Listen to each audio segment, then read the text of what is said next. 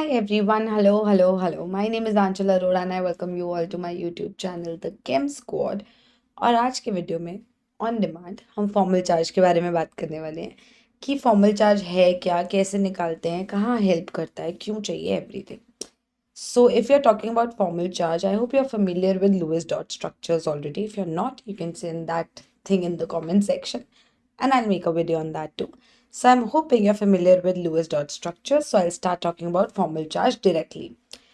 तो देखो, formal charge होता क्या है, ये बेसिकली हम असाइन करते हैं हर एटम को किसी मॉलिक्यूल या आयन में जो उसकी कहानी बताता है। और इसमें हम अज्यूम करते हैं कि अगर एक बॉन्ड बन रहा है दो एटम्स के बीच में, तो उसके जो दो इलेक्ट्रॉन्स है, एक बॉन्ड में दो इलेक्ट्रॉन्स होते हैं, वो इक्वली शेयर्ड है between the two atoms irrespective of the electronegativity. मतलब अगर कोई बॉन्ड बन रहा है ए और बी के बीच में, तो उनके बीच में एक बॉन्ड है, एक बॉन्ड में दो इलेक्ट्रॉन्स, वो दो इलेक्ट्रॉन्स ए और बी में इक्वली बट रहे हैं, ये मान के चलते हैं हम। इलेक्ट्रोनेगेटिविटी के बारे में नहीं सोचते। ठीक। Formal charge is not the complete charge on the ion, उसके बारे में बात नहीं होती है। इंडिविजुअल एटम्स पे क्या चार्ज आता है जब हम एक फॉर्मूला लगाते हैं, उसके लिए हम फॉर्मल चार्ज निकालते हैं इंडिविजुअल एटम्स के लिए। इन फॉर्मल चार्ज का यूज ये है कि रेजोनेटिंग स्ट्रक्चर्स जब हम बनाते हैं ना, तो हर रेजोनेटिंग स्ट्रक्चर देखो रियल तो है नहीं, हाइब्रिड ही होता है जो एग्जिस्टिंग होता है। तो हम ये सोचते हैं कि हाइब्रिड किसके जैसा ज़्यादा दिखता है। मतलब अगर एक मॉलिक्यूल या आयन के मान लो 5 रेजोनेटिंग स्ट्रक्चर्स हैं, जिनमें से एक बहुत ही ज़्यादा स्टेबल है, तो जो ज़्यादा स्टेबल रेजोनेटिंग स्ट्रक्चर होता है ना, हाइब्रिड उसके जैसा ज़्यादा दिखता है। मतलब उस रेजोनेटिंग स्ट्रक्चर के कैरेक्टरिस्टिक्स हाइब्रिड में, रेजोनेंस हाइब्रिड में ज़्यादा दिखते हैं, ऐसे सोचा जाता है। तो वो चीज़ निकालने के लिए भी फॉर्मल चार्ज हेल्प करता है। ठीक। लुईस स्ट्रक्चर असाइन करने के लिए भी फॉर्मल चार्ज कहीं ना कहीं हेल्प करता है। तो देखते हैं फॉर्मल चार्ज का फॉर्मूला क्या है। इसका फॉर्मूला होता है number of valence electrons in the free neutral atom. एक मॉलिक्यूल है, हर एटम का फॉर्मल चार्ज निकालेंगे और सबके लिए फॉर्मूला होगा कि उस एटम जिसकी हम बात कर रहे हैं उस पे वैसे कितने वैलेंस इलेक्ट्रॉन्स हैं। जो पीरियोडिक टेबल में उस एटम के बारे में पढ़ के और वैलेंस इलेक्ट्रॉन्स की कहानी जान के इतना हमें पता होता है उस पे कितने वैलेंस एटम्स, वैलेंस इलेक्ट्रॉन्स है, minus number of non bonded valence electrons, मतलब जो लोन पेयर वाले इलेक्ट्रॉन्स होते हैं जो बॉन्डेड नहीं होते, minus number of bonded electrons bye 2। निकाल के सीखते हैं होता क्या है।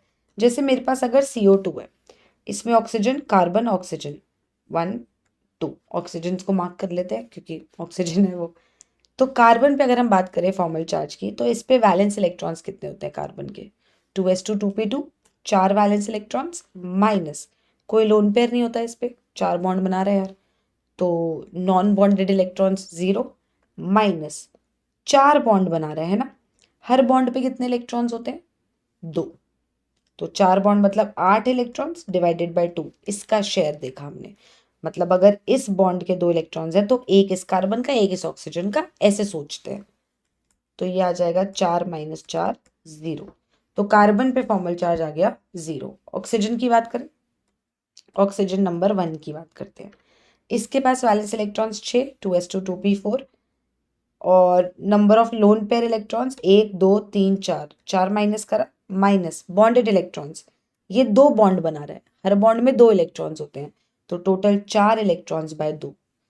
इस बॉन्ड के 2 इलेक्ट्रॉन्स में से एक इसका, एक इसका, इस बॉन्ड के 2 इलेक्ट्रॉन्स में से एक इसका, एक इसका। ठीक है। तो फॉर्मूला लगाया तो ये हो जाएगा 2 माइनस 2 0। सेकेंड ऑक्सीजन की बात करते हैं। Second oxygen valence electrons 6, minus इस पे भी 4 दिख रहे हैं नॉन बॉन्डेड इलेक्ट्रॉन्स, और 2 बॉन्ड बना रहा है, तो 4 इलेक्ट्रॉन्स अपॉन 2, इसका भी फॉर्मल चार्ज 0 आ जाएगा। हर एटम पे निकाला जाता है। जैसे अमोनियम आयन अगर हमारे पास है, तो नाइट्रोजन की बात करते हैं पहले। नाइट्रोजन की बात करें, ये नाइट्रोजन पे वैलेंस इलेक्ट्रॉन्स कितने होते हैं, 2s2 2p3, 5 valence electrons, minus lone pair कोई भी नहीं दिख रहा है इस पे, अंडा, माइनस कितने बॉन्ड्स बना रहे हैं नाइट्रोजन, 1 2 3 4, हर बॉन्ड में 2 इलेक्ट्रॉन्स, तो 8 इलेक्ट्रॉन्स डिवाइडेड बाय 2, इसका शेयर। ठीक है। तो ये आ जाएगा +1। नाइट्रोजन पे नाइट्रोजन का formal charge in the ammonium ion is +1। Nitrogen का, उसकी बात हो रही है। हाइड्रोजन का निकालते हैं। हाइड्रोजन 1 2 3 4 है, 1 का निकालते हैं। वैलेंस इलेक्ट्रॉन्स एक ही होता है, 1s1 माइनस, कोई लोन पेयर नहीं है, एक बॉन्ड के 2 इलेक्ट्रॉन्स डिवाइडेड बाय 2, 0 आ जाएगा। H2 का निकाले, सेकेंड हाइड्रोजन का, 2 जो है सेकेंड हाइड्रोजन की बात हो रही है। Valence electrons minus lone pair of electrons, lone pair मतलब एक पेयर होता है तो 2 इलेक्ट्रॉन्स, कुछ भी नहीं है इस पे, माइनस एक बॉन्ड में 2 इलेक्ट्रॉन्स डिवाइडेड बाय 2, ये भी 0 आ जाएगा। थर्ड हाइड्रोजन के बारे में सोचे तो वैलेंस इलेक्ट्रॉन्स, एक बॉन्ड के 2 इलेक्ट्रॉन्स डिवाइडेड बाय 2, 0 आ जाएगा। चौथे हाइड्रोजन की बात करें तो वैलेंस इलेक्ट्रॉन्स माइनस ये सेम कहानी। तो यहाँ पे नाइट्रोजन का फॉर्मल चार्ज है +1 और हर हाइड्रोजन पे फॉर्मल चार्ज है 0। एक और बात करते हैं, सल्फ्यूरिक एसिड H2SO4 की बात करते हैं। इसमें इस ऑक्सीजन को 1 देते हैं, इसको 2 3 4, इसको हाइड्रोजन ए लिख देती हूँ, इसको हाइड्रोजन बी लिख देती हूँ समझने के लिए। पहले सल्फर से बात शुरू करते हैं।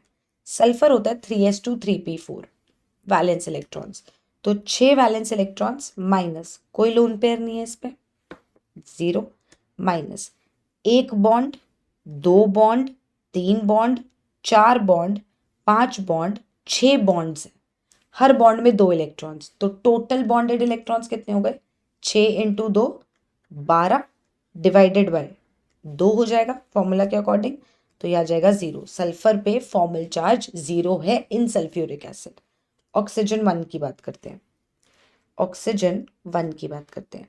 यहाँ पे 6 valence electrons 2s2 2p4 minus number of lone pair वाले electrons, non bonded electrons 1 2 3 4 4 minus bonds कितने बना रहा है ये, एक बॉन्ड 2 बॉन्ड, हर बॉन्ड में 2 इलेक्ट्रॉन्स होते हैं, तो total 4 electrons divided by 2 is equal to 6 - 4 2 2 - 2 0। ठीक है जी। O2 की बात करते हैं, सेकेंड ऑक्सीजन की।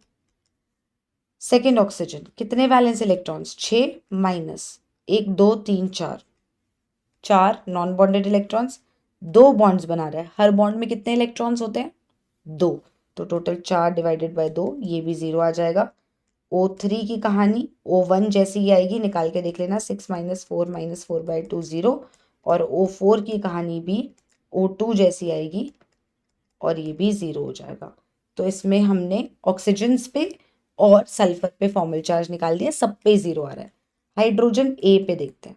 वैलेंस इलेक्ट्रॉन्स 1, कोई लोन पेयर नहीं है, एक बॉन्ड बना रहा है, एक बॉन्ड में 2 इलेक्ट्रॉन्स जिनमें से उसको हाफ मिलता है, एक मिलता है, तो ये हो जाएगा 0। HB का भी निकालोगे तो 1 - 0 - 2/2 करके बेटा ये भी 0 आ जाएगा। एक और देख लेते हैं।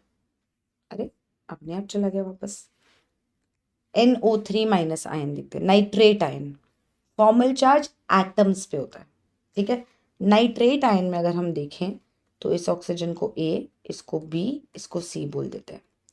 नाइट्रोजन से बात शुरू करते हैं। वैलेंस इलेक्ट्रॉन्स कितने होते हैं, 5 2s2 2p3 माइनस, कोई लोन पेयर नहीं है इस पे, लुईस डॉट स्ट्रक्चर में बना के देखना, कोई लोन पेयर नहीं दिखेगा, तो अंडा, माइनस एक बॉन्ड, 2 बॉन्ड, 3 बॉन्ड, 4 बॉन्ड बना रहा है, हर बॉन्ड में 2 इलेक्ट्रॉन्स, तो 8 इलेक्ट्रॉन्स अपॉन 2, तो नाइट्रोजन पे फॉर्मल चार्ज आ जाएगा +1।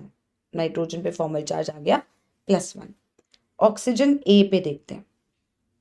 Valence electrons 6 minus 1 2 3 4 5 6 non bonded electrons minus एक बॉन्ड में 2 इलेक्ट्रॉन्स होते हैं, तो 2/2 कितना आ जाएगा, ये -1 आ जाएगा। OB वाला जो हमने लेबल करा है उस पे देखते हैं फॉर्मल चार्ज क्या है।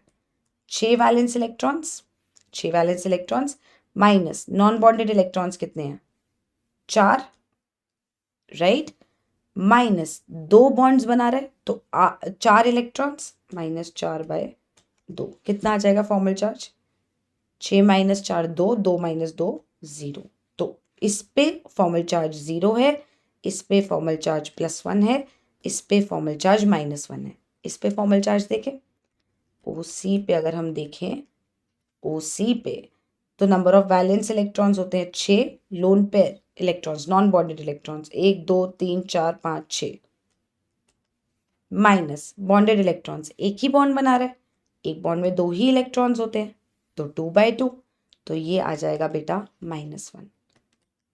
तो इन पे हर एटम पे हमें फॉर्मल चार्ज निकालना आ चुका है। ऐसे ही CO2 की जो हमने बात करी थी वहां पे हमने देखा था कि फॉर्मल चार्ज कार्बन पे, मैं आपको एक बार फिर से दिखा देती हूँ, थोड़ी सी इंटरेस्टिंग बात और कर लेते हैं। CO2 कितने गया ये कार्बन पे फॉर्मल चार्ज आ रहा था 0, ठीक है, अभी अभी निकाला है ताज़ा ताज़ा हमने। कार्बन पे फॉर्मल चार्ज आ रहा है 0, पर इसी कार्बन की इसी CO2 में ऑक्सीडेशन स्टेट निकालते हो तो +4 आती है। क्यों? क्योंकि फॉर्मल चार्ज और ऑक्सीडेशन स्टेट अलग अलग चीज़ें, अलग अलग पैरामीटर्स के अकॉर्डिंग निकाली जाती है। फॉर्मल चार्ज जब हम निकालते हैं तो हम ये मान के चलते हैं कि कार्बन और ऑक्सीजन में जो बॉन्ड है वो जब टूटे तो कार्बन को भी एक इलेक्ट्रॉन मिले, ऑक्सीजन को भी एक इलेक्ट्रॉन मिले, irrespective of the electronegativity. But जब हम ऑक्सीडेशन स्टेट निकालते हैं, तब जब हम बॉन्ड तोड़ते हैं तो हम आयनिक मान के तोड़ते हैं ना, हम इलेक्ट्रोनेगेटिविटीज को कंसिडर करते हैं। हम तब बोलते हैं कि कार्बन और ऑक्सीजन में अगर एक बॉन्ड है वो टूटेगा तो दोनों इलेक्ट्रॉन्स ऑक्सीजन लेके जाएगा क्योंकि वो मोर इलेक्ट्रोनेगेटिव है। तो वैसे बॉन्ड्स तोड़ के हम ऑक्सीडेशन स्टेट निकालते हैं और यहाँ पे हम फॉर्मल चार्ज ऐसे मान के तोड़ते हैं कि दोनों को एक एक इलेक्ट्रॉन मिलेगा, दोनों डिजर्व करते हैं एक एक इलेक्ट्रॉन, ऐसे निकाला जाता है फॉर्मल चार्ज। इसीलिए फॉर्मल चार्ज और ऑक्सीडेशन स्टेट अलग अलग आती हैं, तो कंफ्यूज नहीं होना है, दोनों अलग तरीके से निकाली जाती हैं, दोनों अलग बात बता रही हैं। नेक्स्ट वीडियो में I will also try and tell you कि फॉर्मल चार्ज से कैसे रेजोनेटिंग स्ट्रक्चर्स की आपस की स्टेबिलिटीज को कंपेयर करके ये देखा जाता है कि रेजोनेंस हाइब्रिड में कौन ज़्यादा कंट्रीब्यूट करेगा। तो I will see you in the next video.